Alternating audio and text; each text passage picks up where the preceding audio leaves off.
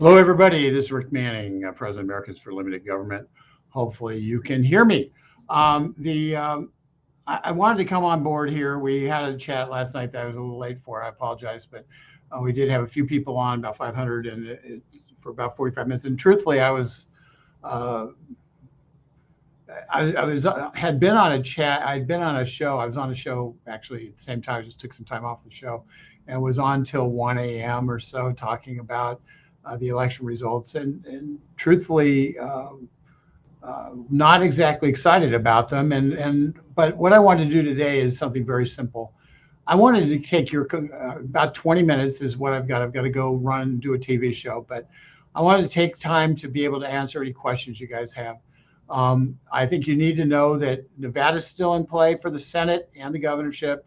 And Kari Lake, here's what we know in Arizona. There's about 800 to 900,000 votes outstanding that are late arrivers. Those are traditionally Republican votes. And so the Republicans should do well in those votes. We also know that and as a result, we will see what happens. But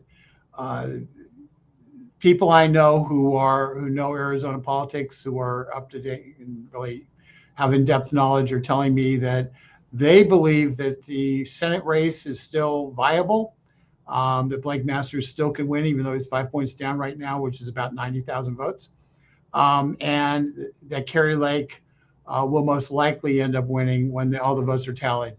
But we're going to end up with one of those things of watching Maricopa County votes coming in, 3 at a time for a week and a half. But that's the reality in terms of those two states. I would encourage you to take a look at dailytorch.com. I wrote a piece last night at 2 a.m, which is pretty raw, but I think it's entitled "Campaigns Matter." And the premise behind that piece is the Republicans didn't run on any issues. They basically said, we're not Joe Biden, so you should vote for us. Inflation is bad, you should vote for us, without ever telling anybody what they were going to do about inflation. Because they would have had to say, we're going to cut the budget. We're not going to have continue spending $1 trillion that we don't have. They would have had to have that conversation. They didn't want to. They thought that was too big of a risk. And as a result, nobody believed that they would do anything about it, so they got no credit. That's the reality. But I do want to talk. I want to answer questions you guys have. Bonnie Woe, Pennsylvania is really suffering. Bonnie, what I learned in Pennsylvania is a very important lesson. The Democrats will elect a stump if they'll vote for leftist policies. They don't care if the person is corrupt. They don't care if they would release criminals. They don't care if they're sentient. And they reconfirmed that the Joe Biden model works. Hide in the basement, attack your opponent, and spend all your money attacking your opponent, and the Democrats will come out and vote for anybody. And so our job is to outperform them. And unfortunately, Oz, the Republican. I'm going to use my basic premise here. Donald Trump and Mitch McConnell were fighting against each other. When one went into a race, the other one got out of the race. And the National Republican Senatorial Committee was trying to fill the gaps. And the truth of the matter is, Mitch McConnell was in and out of races. And as a result of that, and it was largely, Donald Trump saying, attacking him and saying, well, we're not going to, getting people to say they're not going to vote for him for leader. But the fact is, if nobody fills the money void that when Mitch McConnell left the field, then it's all downside to say I'm not supporting Mitch McConnell. And I believe that the internal fight between Trump and McConnell ended up costing the Republicans at least 2 seats. And that's I think, they left Don Bolduc naked with no spending for a week in the last 3 weeks of the Senate race up in New Hampshire. you just can't go. You can't make up that time. Time's the one commodity you don't get back, and by doing that, all the momentum were killed in New Hampshire. It's a so there's lots of examples of that, but I'd encourage you guys to read the piece. I was pretty, you'll get raw Manning there, so I apologize if it's a little raw. I don't use any bad language, although you can probably read my mind. Let's see here. Why should money matter during election time? Just goes to show that government is for sale. Well, money matters because you have to buy airtime. Money matters because, if you're going to be able to, I'll give you a simple example. We had a campaign that we ran in Virginia. It cost about $750,000 during the last election. We were not able to raise the money to do the ground part of that campaign. Somebody else paid for the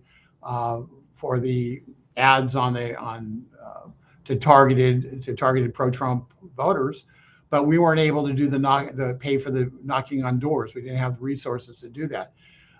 That dropped the efficiency of the program by about 50%. So money matters because if you don't have the capacity to actually deliver message and the other person does, you lose. It's that simple. If you don't have the capacity, it's not the voters. You guys are going to vote.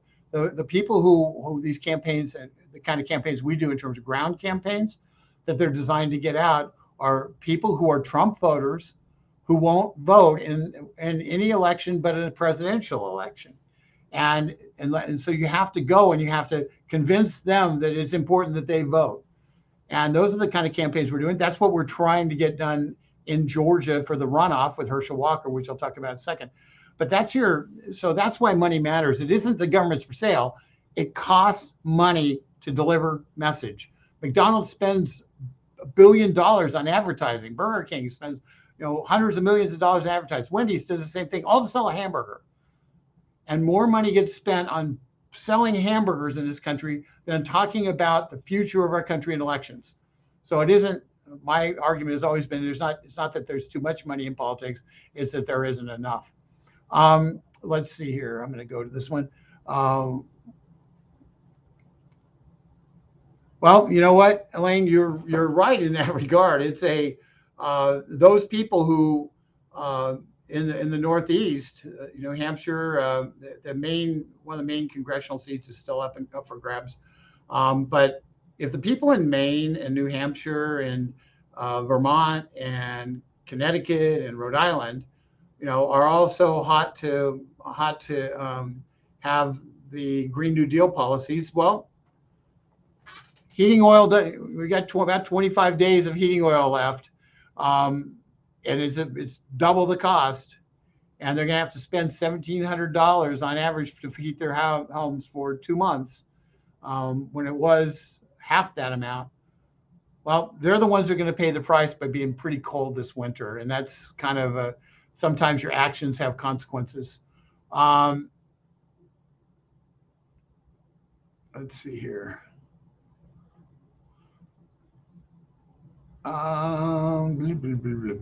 Normally David stars one, so I don't have to read them while I'm doing it. But yeah, I think some voters blew it. I guess they like paying $5 a gallon for gas. Linda, the challenge once again, I think, and this is after. By the way, I still haven't slept, so you're dealing with 5-hour energy kind of and caffeine induced Manning. So take it for what it's worth. But the problem isn't that they like paying $5 for gallon for gas. The problem is Republicans didn't say we're going to build pipelines, we're going to drill, and we're going to increase refinery capacity. That's how you deal with a $5 a gallon gas. That's the actual way you deal with it. And because the Republicans didn't want to talk about it, because they didn't want to offend green voters, they kept saying things like, "Oh, we believe in all of the above solutions." Let me just tell you, this is one of my pet peeves. All of the above solution means we're going to continue funding the environmental left through wind and solar subsidies and through electric car subsidies and all that kind of crap. We're going to keep funding that. But, please let us do a few things like, we might allow you to drill punch some holes and look for oil. We might not take vast tracts of land off the ability to drill in the future the way Biden has done and the way Obama did before him. We're not going to make it so you can't drill offshore, or we're going to make it so you can't drill offshore. And essentially, that's what the Republicans keep playing the game by saying they want to fund the environmental left. If you let us do the things in the meantime, they're going to allow us to survive until the environmental left takes over. That's stupid. Stop funding the environmental left. All of the above strategy is a failure. We need to go with strategy that we want energy that works. And I'm tired of the pandering to the environmental left who hate us and hate the free enterprise system. So excuse my French, but screw them. Disappointed that there's so many complaining. There are so many complaining about so many liberal ideas. That's a Dwayne. It's a. I'm gonna share with you guys a theory I have, and I'm only gonna be on for another 6 minutes, but I believe that I was working at the Yesli Vega, one of the districts, which was it was a Democratic precinct here in Northern Virginia, and what I was told by people close to Vega was that she lost a lot of votes because she was pro-life, of women who, quite honestly, would have voted for her. But she lost a lot of votes because she was pro-life. And let me tell you the strategy that the Republicans embarked on that failed. They never once went after Roe about the abuses of Roe. They never once explained that about heartbeat bills. They never once showed a sonogram of a baby and said, and they want to kill this baby. They never once talked about baby body parts being harvested and sold. They never once talked about any of those things. Instead, what the Republicans did is they said, we don't want to talk about it, all this. And so they went off and they said, they didn't talk about it. They said, oh, it's a state issue. So they effectively told every pro-life voter, we're not going to give you a reason to vote for us. And they didn't. It's that simple. So you have to fight for votes. You have to tell people there's a reason to fight. And when they didn't campaign, when they curled up in a ball and said, oh, we're going to be a pill bug, everybody hates Biden, so they're going to vote for us, they forgot to remember that the other side runs their campaigns too. And because the Republicans ran a pathetic campaign, they lost. And we're paying the price. And it pisses me off. Okay, I'm just going to tell you, as you can tell, I'm a little worked up. It'll be a cold day in hell before I buy an electric car. No solar for me. Elaine, it's kind of funny because your electric car won't run in a cold day in hell, which is why you don't want to have electric cars in Wisconsin and Minnesota and Michigan and places like that. And so, all those Democrats in Michigan who used to build cars and aren't going to be building cars anymore because electric cars don't need any of those parts. All those Democrats in Michigan who are going to go get electric cars are going to discover about 3 months out of the year their batteries are dead. So, that once again, that's their problem. By the way, the fact that Gretchen Whitmer in Minnesota won the governorship, won re-election, is an indictment of the people of Michigan in every way, shape, or form. She's evil. She is a person who would still have the state locked down if allowed to. And so she's evil, evil, evil. And she's going to be, I predict, Joe Biden doesn't run. I don't know who will be the Democrat nominee, but she will be running for president. And she will be somebody who's discussed very, very clearly as a vice presidential nominee. And the problem with her is she's Kamala Harris with a brain. Let's see who else. No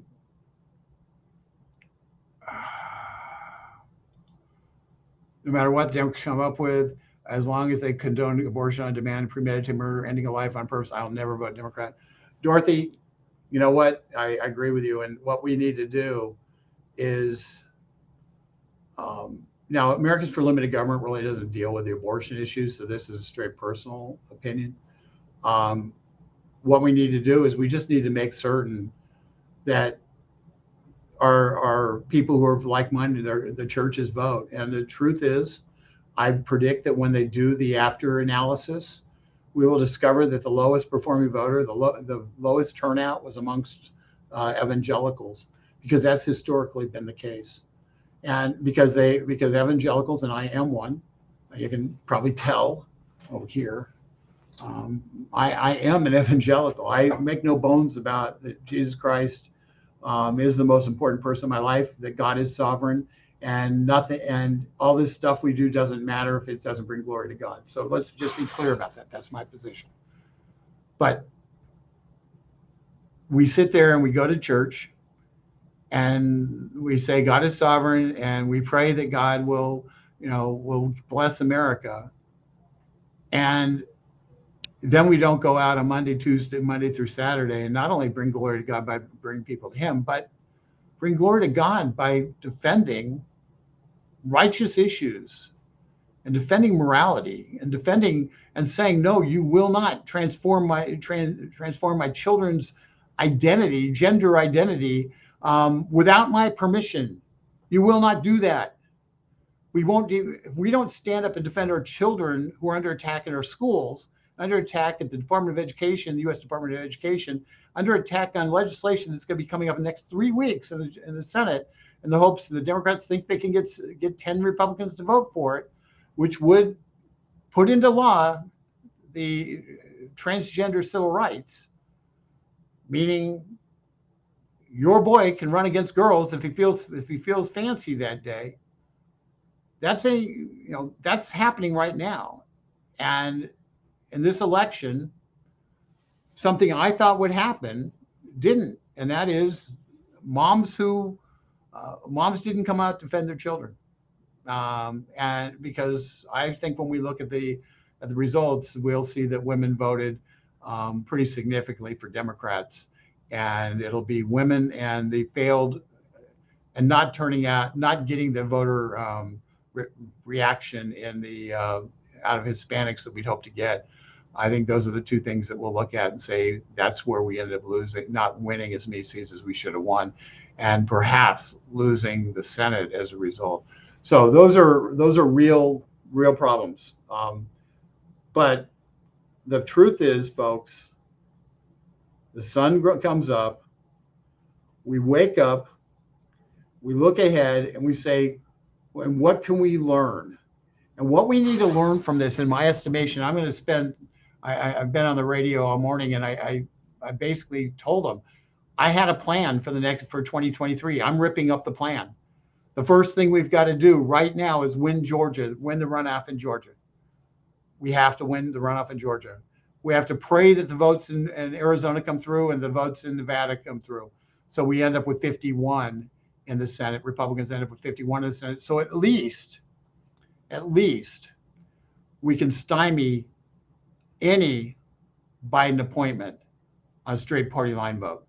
That's what we have to. So that's where we have to be at this point, is win Georgia and pray for Nevada and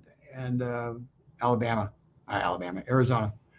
The Alabama, we can pray for that too, but Arizona for this purpose. I've torn up all our plans, because ultimately we have to do this, take the first step, and the first step that we can do is win Georgia. So that's take a breath. I took, like I said, I didn't sleep much, but I took the last 10 hours, 11 hours, and wrote something, got it out of my system, and now we're doing this. Folks, no one's more pissed than I am. No one's more disappointed than I am. No one's more woke up this morning not wanting to even open my eyes or get up. And unfortunately, I had radio interviews, so I had to wake up and say something. But nobody's more disappointed than I am. But we don't have time to be disappointed. We have a race to win in Georgia, and they're not going to be done counting the ballots. But we have to do what we have to do to make certain that Herschel Walker wins down there. And this is one step at a time to take this country back. And this was a setback. But remember, it's likely the Republicans will be in control of the House. Philosophically, we're not going to have necessarily ideological kinship and be able to do a lot of things positive. But the truth is, it will put a crimp in the Democrats' ability to push their agenda and Joe Biden's ability to push his agenda through. So his agenda from a legal perspective, from a law creation perspective, is pretty much dead if the Republicans get the House, and certainly if they get one vote majority of the Senate, that's dead. But we have to learn from this. We have to turn our voters out. We cannot depend on anybody else to do it. And I promise you that Americans for Limited Government is going to devote ourselves over the next 2 years to make certain that we have the voters identified, educated, and they vote. And in the states where Republicans do have control of the states with the governorship, ensure that in those states we have honest elections. And that's what we can do. That's what we will do. That's my pledge to you, and I hope you'll join us. And I appreciate you coming on. I just wanted to stay about 20 minutes and brief you guys on what I knew. I've got to go do a TV show with Star Parker on for Cure. And so you can go cureonline.org and download last week's show. But we're going to have, this week's show is going to be what happens next. And you've just received a preview of what I'm going to say. It is, so there you go. You got it first. I'm going to go say it again in a studio, and they'll be broadcast on various Christian broadcasting networks on Monday of next week. Also, pay attention. We're going to have another. I'm going to put out something probably tomorrow. It's going to be a fundraising appeal, and I hope that people will participate. We don't exist without the funds from people like you guys. I never asked for money, but end of year, it would be very, very helpful because, quite honestly, I got to pay my staff. So that just it's kind of a priority for people to be paid. So that's just something to consider. You'll get something if you're a part of our email list. You'll get something in the next day or two. I hope you'll consider it. With that, I appreciate all you guys do. Thank you very much for tuning in, and feel free to contact us directly at media@limitgov.org. And we can answer any questions via email as well. So that's media@limitgov.org. And with that, I wish you would do. And it's not as bad as it seems. Sun still comes out. We just need to learn and fight smarter, fight better, and we damn well better win Georgia. With that, have a great day. And pray for the country. Please pray for the country.